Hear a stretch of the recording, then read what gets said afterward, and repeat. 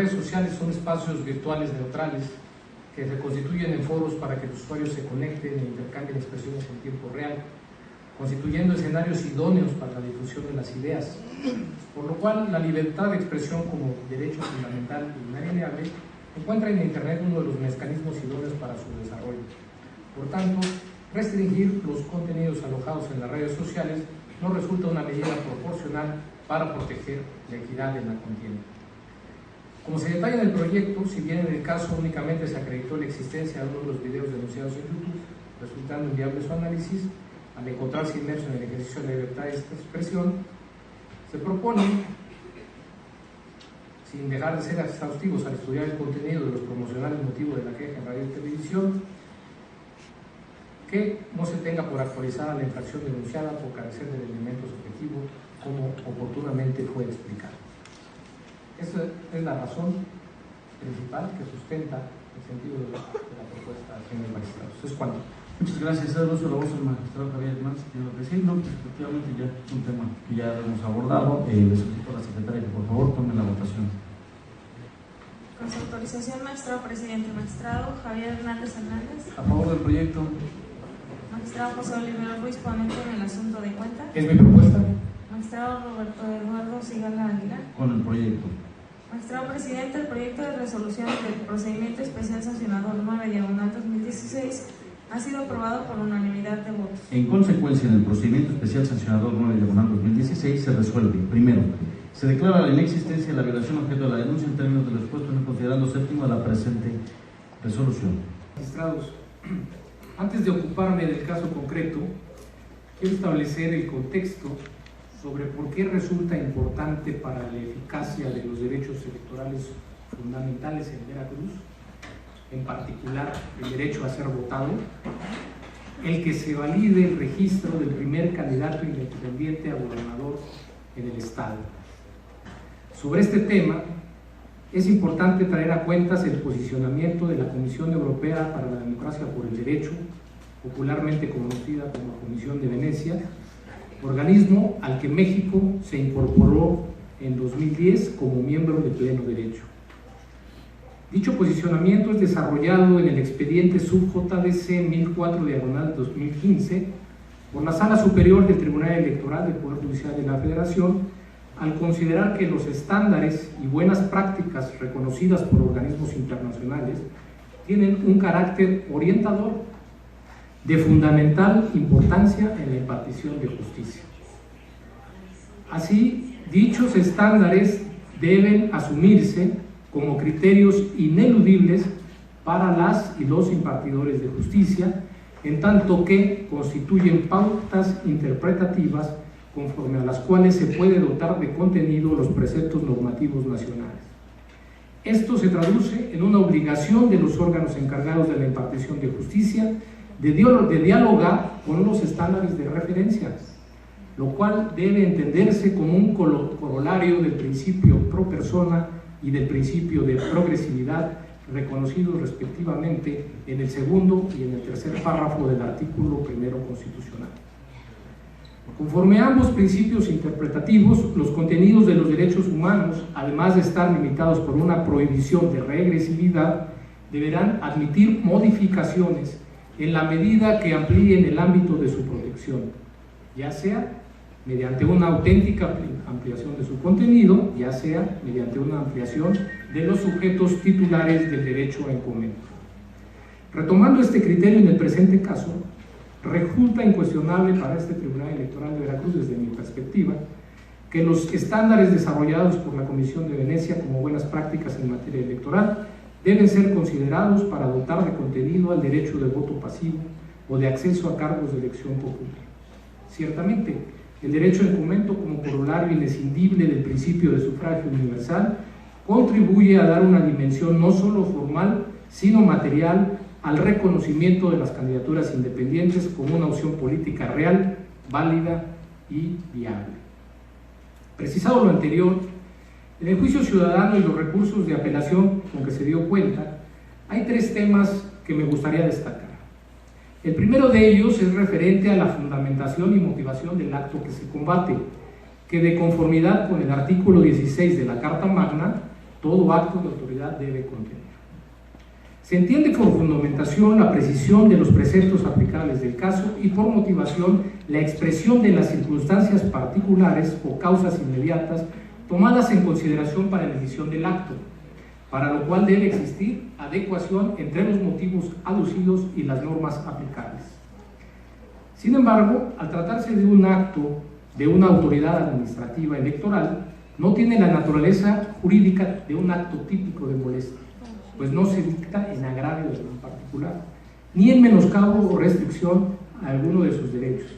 De ahí que para tenerlo por fundado y motivado, basta con que lo omita la autoridad facultada por la Constitución Federal y, en su caso, que ésta se haya apegado al procedimiento previsto en la ley y a los principios de objetividad y racionalidad. En el caso, el acto impugnado carece de motivación por la razón de que la autoridad administrativa electoral, a través de la Dirección de Prerrogativas y Partidos Políticos, no se ajustó a lo establecido en los criterios generales para la presentación, resguardo y verificación de los apoyos ciudadanos de los aspirantes a candidatos independientes al cargo de gobernador constitucional,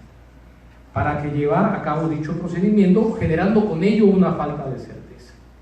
Con esto me refiero a que la autoridad en sus lineamientos establece que posteriormente a la recepción de los apoyos de los aspirantes independientes se debe realizar una revisión de estos y, en su caso, se le tiene que notificar si se realizó alguna modificación por deficiente captura o bien porque se carece de la copia de la credencial para votar, con la finalidad de que el aspirante manifieste lo que a su derecho convenga y, de ser el caso, subsane la observación en un término de 24 horas.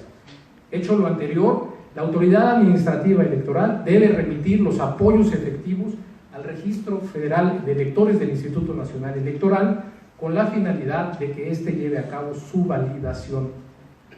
En el caso contrario a lo establecido en la normatividad, el 7 de marzo del año en curso, la Dirección de Prerrogativas y Partidos Políticos del OPLE remitió al citado registro la totalidad de los apoyos recibidos de ambos aspirantes para su validación sin haber realizado la verificación previa. Además, con posterioridad a la remisión mencionada, llevó a cabo la verificación de los apoyos, notificando a Juan Bueno Torio el 12 de marzo siguiente las observaciones relativas a 432 apoyos sin firma y 7.302 sin copia de credencial. Esto es un total de 7.734, dejando de atender las reglas previamente establecidas por el Consejo General de dicho órgano en la normativa emitida para tal efecto. Este indebido proceder redundó en la violación del derecho político electoral del ciudadano Juan Bueno Torio, porque en el acuerdo impugnado se tomó la decisión de descontarle de los apoyos válidos aquellos que la autoridad había observado de forma posterior, y lo fundamentó en la fracción 2 del 279 del Código Comicial de la entidad, la cual establece que los apoyos que no se acompañen de la credencial del elector no se computarán para los efectos del porcentaje requerido, y respecto de aquellos que no tenían firma señaló que estos no podían ser considerados como válidas porque no se podía verificar la existencia de la voluntad de los ciudadanos. Ahora bien, lo anterior no fue la única violación procesal en que incurrió la autoridad responsable,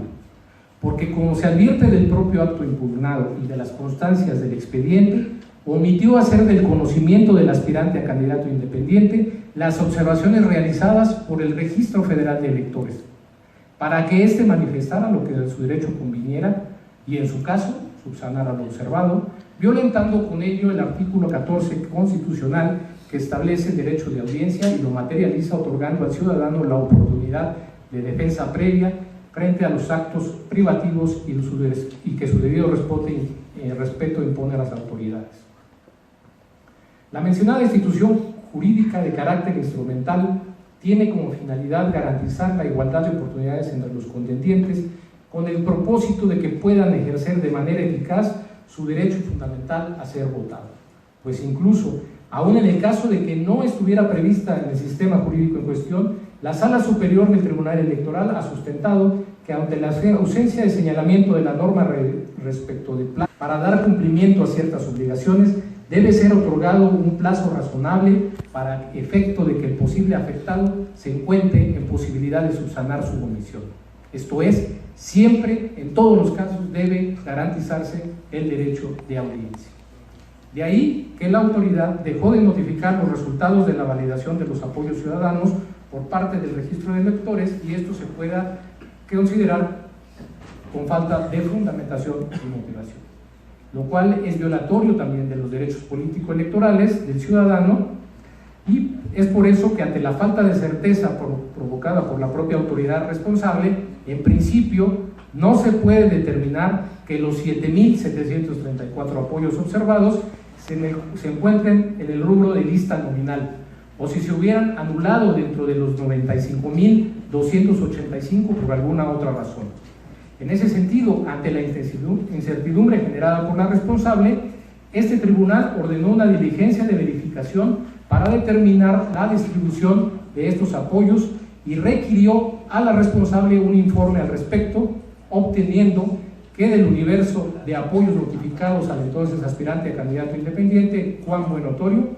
que carecían de firma y copia de credencial, únicamente fueron localizados entre los apoyos válidos 1.915 de los 7.734. Lo anterior, desde luego, no puede operar en perjuicio del ciudadano, pues la autoridad realizó indebidamente los procedimientos para garantizar la transparencia del proceso. De ahí que, atendiendo en lo conducente a la jurisprudencia 01/98 de rubro principio de conservación de los actos públicos válidamente celebrados, recogido en el aforismo, lo útil no debe ser viciado por los apoyos que el Registro Federal de Electores determinó. En otras palabras, lo legal sería restar únicamente los apoyos válidos los 1.915 encontrados y regresarle al candidato Juan Buenotorio los 5.819 apoyos restados por la responsable, máxima que al reintegrar estos apoyos se tiene por colmado el primero de los requisitos establecidos por el artículo 269 del Código Electoral para el Estado de Veracruz. El segundo de los temas que quiero resaltar es el de la violación al principio de legalidad, que, como todos sabemos, consiste en que las autoridades electorales deben actuar en estricto apego a las disposiciones consignadas en la ley, de tal manera que no se emitan o desplieguen conductas caprichosas o arbitrarias al margen del texto normativo,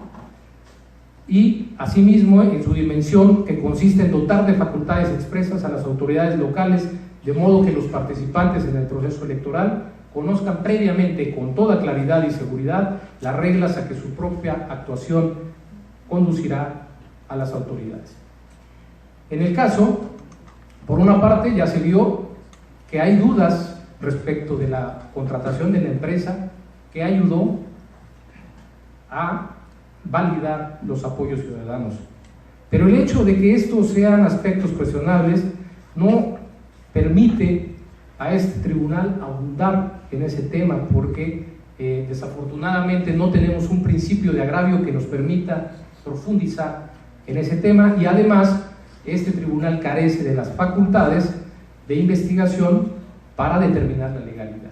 En el caso, y como se propone en el proyecto, se plantea dar vista a la Contraloría, que sería el ente competente para hacerlo. Por otra parte, la responsable llevó a cabo un procedimiento sin ajustarse a lo establecido en su propia normativa y no fundamentó claramente los motivos de su determinación. Me explico. El OPLE, para explicar la distribución, determinó dividir los apoyos duplicados entre los candidatos, sin que del acuerdo impugnado se advierta fundamentación alguna para explicar la distribución. Para ese efecto, invocó lo establecido en el artículo 279, fracción octava del Código Electoral de la entidad y el numeral de 22 de los criterios, y adujo, con base en la hora de presentación, que deberían distribuirse los 38.970 apoyos duplicados entre candidatos en las siguientes proporciones: 21.239 para el aspirante Elías Miguel Moreno Brizuela y 17.731 para Juan Buenotorio, sin que me diera alguna otra razón. No obstante, del análisis de las constancias se advierte que ambos aspirantes presentaron la totalidad de sus apoyos en distintas fechas, es decir, mientras que el aspirante Moreno Brizuela entregó sus apoyos los días 22 y 24 de febrero, Buenotorio lo hizo el 23 y 24 del mismo mes. sin que de las actas de recepción se pueda evidenciar en qué momento o quién presentó primero los apoyos duplicados, pues de las documentales mencionadas únicamente se aprecia la cantidad de fojas recibidas, que en ningún momento se puede entender cómo que son los propios apoyos. De ahí que la responsable determine de una forma arbitraria la distribución de los apoyos duplicados. Es por eso que ante la incertidumbre de a quién se le deben de contabilizar, se debe de maximizar el derecho del aspirante y distribuirse entre el total de los apoyos duplicados, es decir, los 21.239 que se le adjudicaron al otro aspirante. Por lo anterior, y toda vez que con la reintegración de los 5.819 apoyos el referido ciudadano alcanza el 3% requerido para el registro, una vez que se le suman los apoyos duplicados entre candidatos, Juan Bueno Torio alcanza en 27 de los 30 distritos el 2% requerido, con excepción de los distritos 1, 20 y 21 con sedes en Pánuco, Orizaba y Camerino Z Mendoza respectivamente,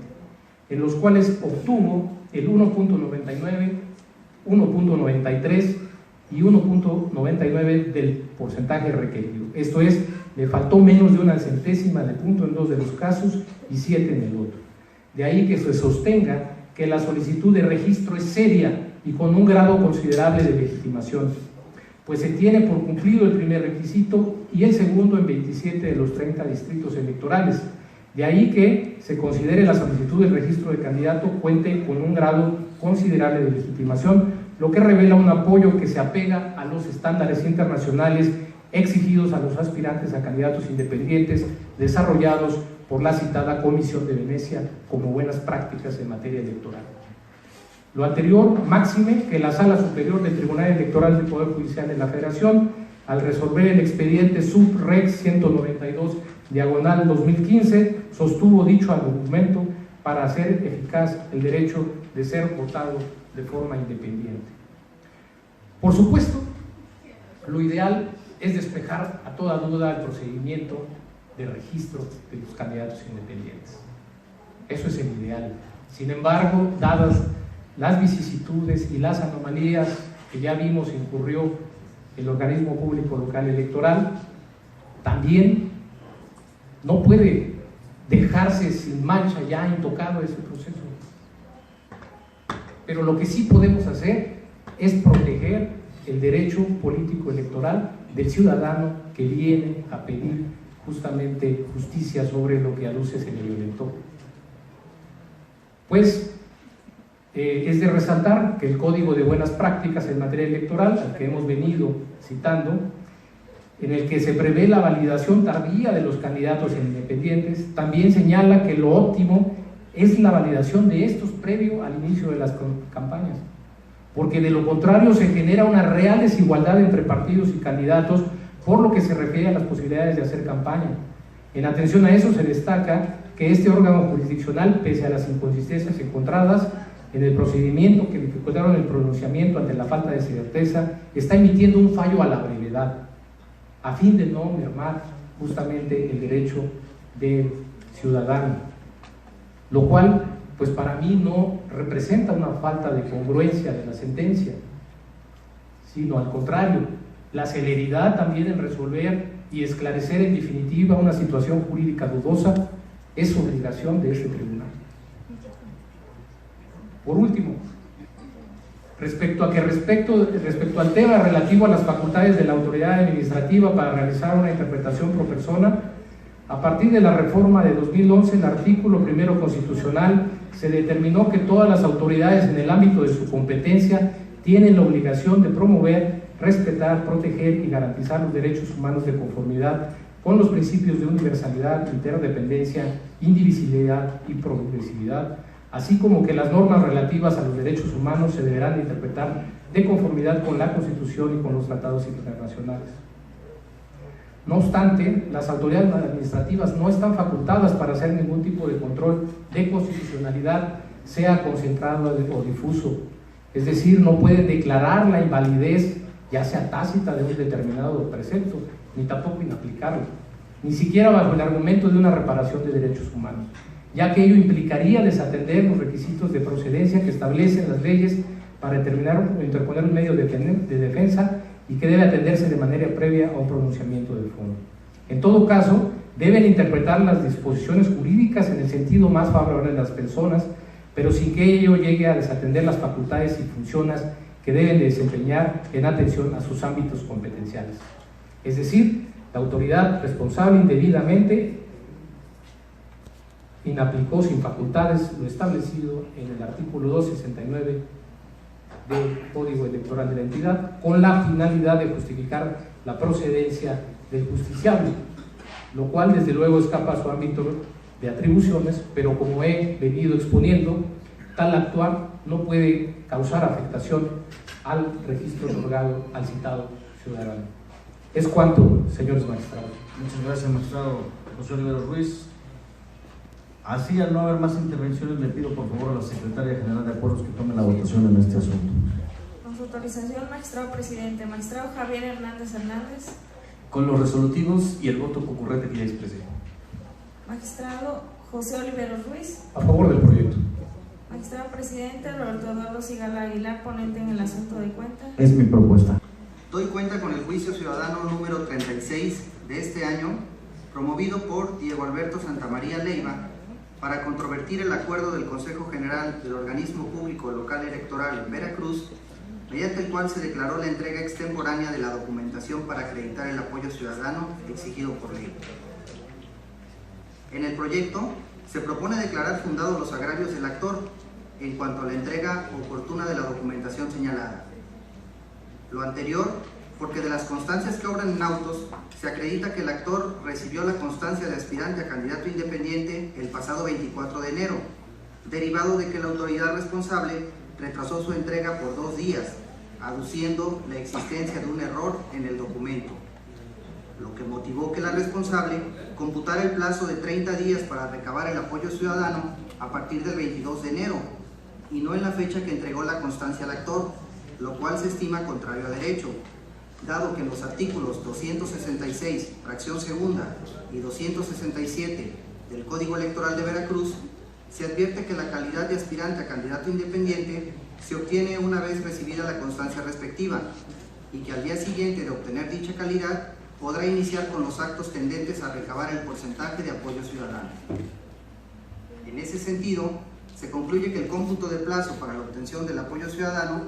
debe hacerse a partir de la entrega de la constancia, por ser este el momento en que el ciudadano adquirió la calidad de aspirante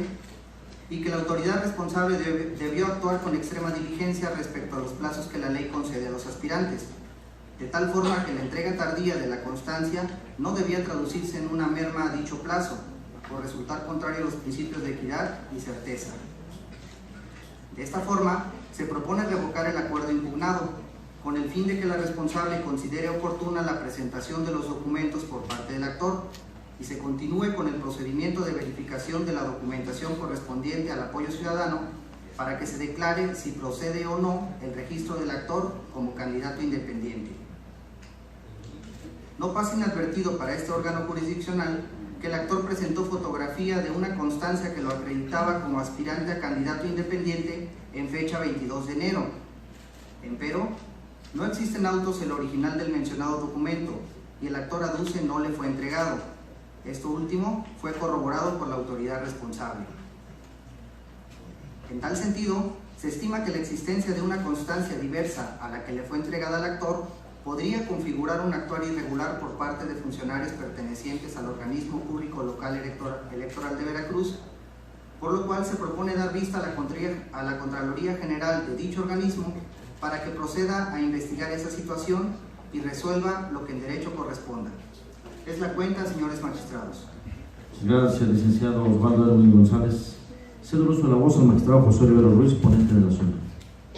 Muchas gracias, señores magistrados. En el proyecto que pongo a su consideración se destaca el respeto a los principios de certeza y equidad en las contiendas que deben ser observados por las autoridades electorales por mandato constitucional. En el caso se advierte que la autoridad responsable tenía la obligación de entregar al actor la constancia que lo acreditara como aspirante a candidato independiente el día 22 de enero. Sin embargo, aduciendo la existencia de un error, dicho documento fue expedido 2 días después. Ahora bien, la ley establece claramente que una vez entregada dicha constancia, que es cuando un ciudadano se considera como aspirante a candidato independiente y al día siguiente podrá comenzar con las actividades necesarias para recabar el respaldo ciudadano que exige la normativa electoral. De esta forma, es la propia autoridad responsable la que genera el incumplimiento de los plazos establecidos en la convocatoria del procedimiento para obtener una candidatura independiente. No obstante, con la emisión del acto impugnado se reduce por 2 días los plazos para el actor, transgrediendo en su perjuicio el principio de equidad en la contienda electoral. Esto porque la autoridad responsable está obligada a tomar las medidas necesarias para cumplir cabalmente con los plazos establecidos en ley, de tal forma que el actor contara con el periodo de 30 días para recabar el apoyo ciudadano en términos de lo dispuesto en la normativa electoral. En este sentido, en el proyecto que se somete a su consideración, se propone restituir al actor en sus derechos que fueron violentados a fin de que se declare oportuna la entrega de los documentos y se proceda a la verificación de los demás requisitos para que en ejercicio de sus atribuciones la autoridad resuelva si procede o no el registro a la candidatura independiente a la que aspira el actor. Esto con independencia de, insisto, lo que pueda haber acontecido de irregular en la conducta de la propia autoridad electoral, pues esto no le puede parar perjuicio al justiciable. Por estas razones se hace la propuesta con la que se ha dado cuenta, señores magistrados. Muchas gracias, magistrado José Oliveros Ruiz. Cedo el uso de la voz al magistrado Javier Hernández para efecto de que razone su voto. Gracias, señor presidente. Debo reconocer que en este asunto, es testigo de las distintas reuniones previas que se tuvo al respecto, no compartía el criterio de el sentido que se le da. Sin embargo, el magistrado Oliveros fue muy claro y de explicar, como ya lo hizo hace un momento, en el hecho de que los errores que comete la autoridad electoral administrativa no pueden ser imputables al ciudadano y por ende perjudicarle en sus derechos, sobre todo cuando no se tienen pruebas de algún dolo o una mala intención al respecto. Lo que sí debo señalar, y es parte del por qué establece el sentido de mi voto, es que este tipo de irregularidades no pueden quedar solo en el papel. No es posible que sin haber causa justificada la autoridad argumente un error en la entrega de una constancia que jurídicamente estaba a otorgar el día 22 de enero y sin embargo lo hace 2 días después. No es posible que alegando un error se deje en falta de certeza o de seguridad jurídica, ya sea un ciudadano o todo aquel que esté interesado en darle seguimiento a este tipo de acciones por esta situación. Hay que señalar que el mismo ciudadano que hoy comparece ante nosotros exhibió una copia de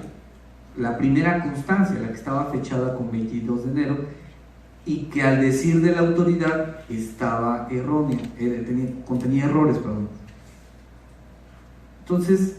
este tipo de situaciones, más que generar certeza en el proceso, abonan un poco a la falta de certeza y seguridad jurídica. Por eso estoy de acuerdo con el proyecto, porque no solamente se van a garantizar los derechos político-electorales del ciudadano. Evidentemente, el registro como candidato independiente dependerá que reúna los demás requisitos, pero no por considerarlo extemporáneo. Y segundo, de darle vista a la Contraloría del órgano electoral para que investigue y verifique qué está pasando con este tipo de documentación en la que no puede haber errores como el que ahora tenemos a la vista. Por eso, independientemente de lo que acabo de argumentar, estaré a favor del proyecto porque así se estableció. Muchas gracias. Bueno, finalmente, efectivo, ya como lo manifestaron los magistrados, Mi voto es a favor del proyecto del magistrado José Oliveros porque efectivamente es imputable a la autoridad responsable estos errores contenidos en la constancia del aspirante a candidato independiente, y también es su responsabilidad en haberle otorgado la constancia 2 días después de la fecha estipulada, y que es claro que los apoyos los presentó el 26 de febrero, se encuentran dentro de los 30 días que marca la ley, por lo que considero que efectivamente, como se demuestra en el proyecto, la autoridad responsable de haber considerado lo contrario violentó los derechos políticos electorales, particularmente el principio de certeza y de equidad que deben de regir en la contienda electoral. Y pues como ya lo hemos dicho, ¿no? Somos un tribunal garantista y en ese sentido siempre vamos a tratar de proteger los derechos cuando las autoridades los estén vulnerando, y es por ello que votaré a favor del proyecto. Así, al no haber más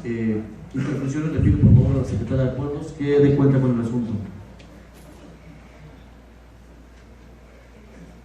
Tome la votación, por favor, del asunto en mención. Con su autorización, magistrado presidente. Magistrado Javier Hernández. Por las consideraciones que ya expresé, a favor. Magistrado José Oliveros Ruiz, ponente en el asunto de cuenta. Es mi propuesta. Magistrado presidente Roberto Eduardo Cigalán. A favor del proyecto. Magistrado presidente, el proyecto de resolución del juicio para la protección de los derechos político-electorales del ciudadano 36/2016 ha sido aprobado por unanimidad de votos. En consecuencia, en el juicio para la protección de los derechos político-electorales del ciudadano 36/2016 se resuelve: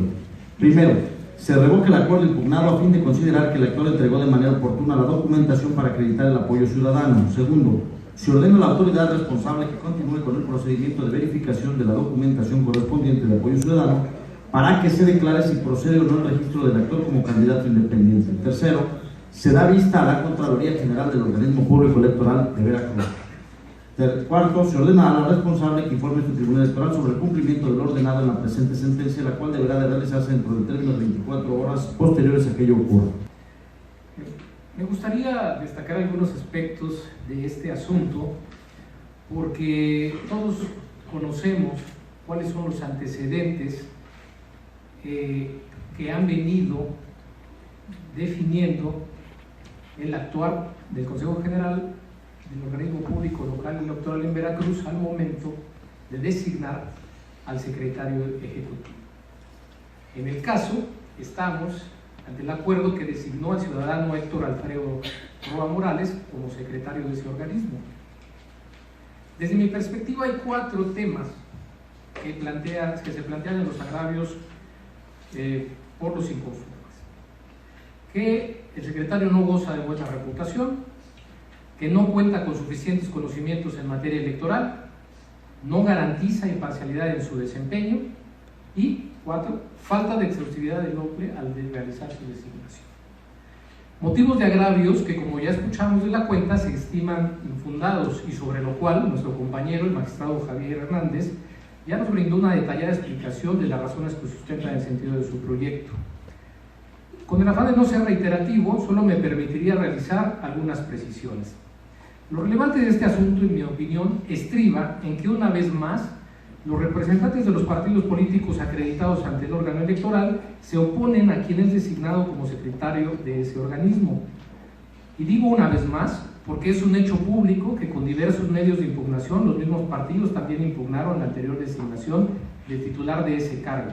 Incluso la designación que motiva el presente asunto se dio en cumplimiento a la resolución de aquellas impugnaciones, específicamente la relativa al expediente RAP 15-2016 y sus acumulados, donde este tribunal determinó revocar la anterior designación y ordenó la reposición de un nuevo procedimiento de designación, que es lo que ahora nos ocupa.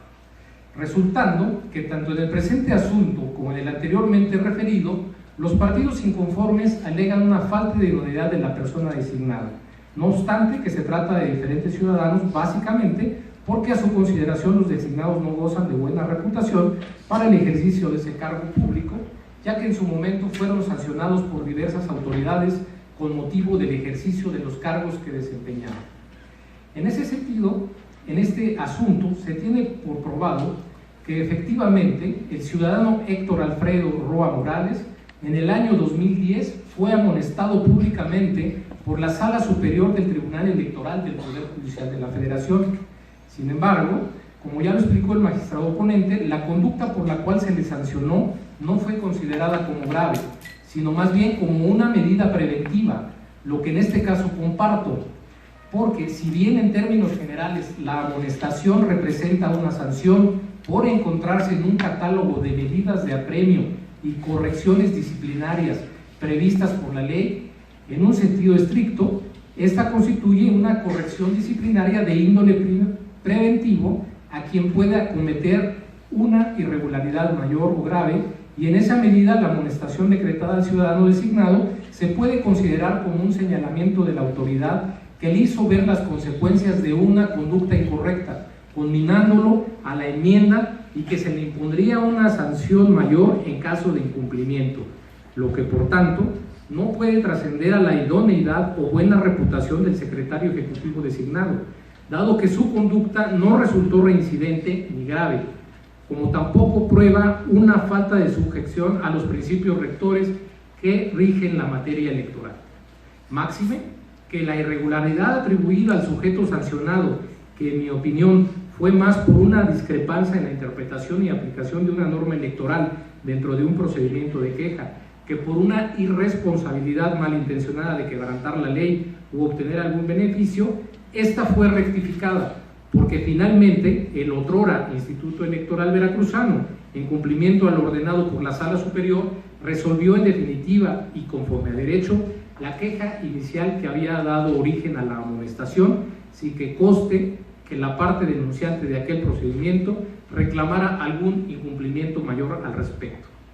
Ahora bien, la relevancia radica, y es lo que deseo destacar, señores magistrados, que lo razonado en el presente asunto en modo alguno puede representar una contradicción de criterios por parte de este órgano colegiado con lo sostenido y razonado en el diverso recurso de apelación RAP 15/2016, donde sí consideramos una falta de idoneidad del ciudadano Víctor Hugo Moctezuma Lobato específicamente para desempeñar el cargo de secretario ejecutivo, pues como consta en dicho expediente, que es un hecho público, el entonces secretario designado, precisamente por una sanción administrativa, pero también por una inhabilitación por plazo determinado para ejercer un cargo público, consideramos que eran elementos objetivos suficientes para demostrar que no gozaba de buena reputación ni profesionalismo en el desempeño de la función electoral. Por ende, no garantizaba de su parte una irrestricta observancia a los principios rectores de la función electoral. Consideraciones legales que, por cierto, fueron impugnadas y ya fueron confirmadas por la Sala Superior al resolver el juicio ciudadano con expediente sub JDC 1008/16 el pasado miércoles 6 de abril. Es algo que quería destacar, pues considero que se entienda que si bien existen ciertas similitudes en los asuntos en cuanto a motivos de agravio y razones que los sustentan, lo cierto es que en uno quedó probado la gravedad de la falta atribuida a la persona objetada, mientras que en el asunto que ahora nos ocupa no se acreditaron conductas graves respecto del ciudadano designado, lo que representa la diferencia en el criterio determinado en cada asunto. Circunstancias que me permiten destacar también que una de las razones que nos permitieron establecer las diferencias de los asuntos es el respeto al principio de exhaustividad, que como juzgadores desde un principio hemos tratado de agotar cuidadosamente en cada sentencia que emitimos, y que en este caso no fue la excepción, pues se advierte del proyecto un análisis de todos los planteamientos, como los requerimientos que se estimaron necesarios para la sustanciación del expediente. Y aquí aprovecho para agradecer al magistrado ponente su atención a las observaciones de un servidor en las diferentes sesiones previas que motivaron este asunto. Por las razones expuestas es que comparto el sentido del proyecto que ahora se nos propone. Es cuanto de mi parte, compañeros magistrados. Muchas gracias, magistrado José Luis Ruiz. Bueno, finalmente, ante una sentencia en la que se está tutelando justamente el derecho de la actora a participar como candidata, y lo relevante es que es un caso novedoso, por lo menos en el índice de este tribunal, porque estamos hablando de una declaración de extemporaneidad de parte de la autoridad responsable, provocada por la diferencia de 1 minuto. En esa medida, como ya lo dijo el ponente, hay varios criterios de la Sala Superior del Tribunal Electoral del Poder Judicial de la Federación donde se establece que el retraso de unos minutos a la fecha límite prevista para impugnar no es motivo para decretar su desechamiento, y en este caso, a mutatis mutandis, sería aplicable la misma razón para lograr el registro. Resulta evidente que debe tenerse por presentada la documentación en tiempo, en razón de que debe tomarse en cuenta también las vicisitudes que pasan en el proceso de entrega-recepción del documento. Es decir, lo ordinario es que quien recibe una documentación primero la revise y posteriormente pase el documento por el reloj checador, de forma que la hora se encuentre estampada en el documento recibido, y lo que provoca que generalmente no haya coincidencia en la hora que realmente se entrega. Pues la revisión de los documentos, por lo general, no ocurre en ningún instante en que se entreguen esos, al menos es prácticamente imposible que así suceda, de acuerdo con las máximas de la experiencia. Por estos motivos, señores magistrados, mi voto es a favor del proyecto. Muchas gracias, magistrado José Olivero Ruiz. Bueno, finalmente, para resaltar el sentido de mi voto, que va a favor del